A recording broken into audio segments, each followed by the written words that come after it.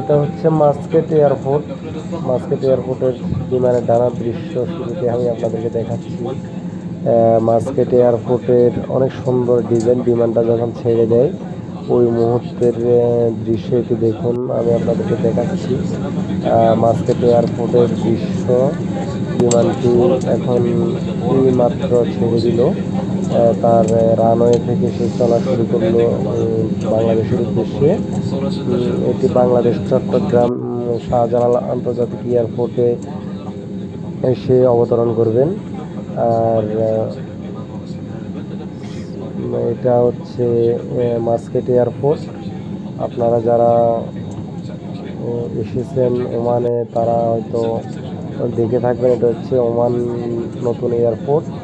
নতুন এয়ারপোর্টের দৃশ্যটা আসলে খুবই সুন্দর এবং মনোরম পরিবেশ এখানে এই এয়ারপোর্টে। এটা বিশাল বড় এরিয়া নিয়ে একটি এয়ারপোর্ট গঠিত। বিমানটি যখন ছেড়ে দেয় তখন দেখুন ধীরে ধীরে সামনে যাচ্ছে, আমি আপনাদেরকে দেখাচ্ছি। কেননা বিমানের ভিতরে বসে তো আর এভাবে দেখানো যাইতো না যদি বিমানটা না চলাচল করতো। বোঝা যাচ্ছে না, হয়তো অনেকে ভাবতেছেন যে না বিমানটা মানে চলতেছে না, কিন্তু বোঝা যাচ্ছে না বিমানটা চলতেছে কি চলতেছে না।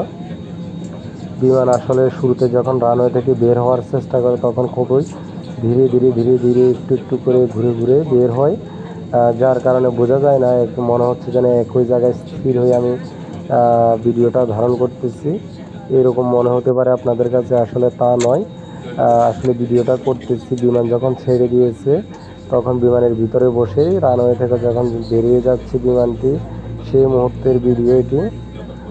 খুবই সুন্দর আসলে ওমান মাস্কেট এয়ারপোর্ট। আর আপনারা দেখতে পাচ্ছেন, আপনাদেরকে আমি দেখানোর চেষ্টা করতেছি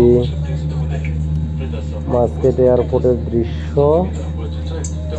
আপনারা দেখতে পাচ্ছেন পাশে আরেকটি বিমান দাঁড়িয়ে আছে, ওই বিমান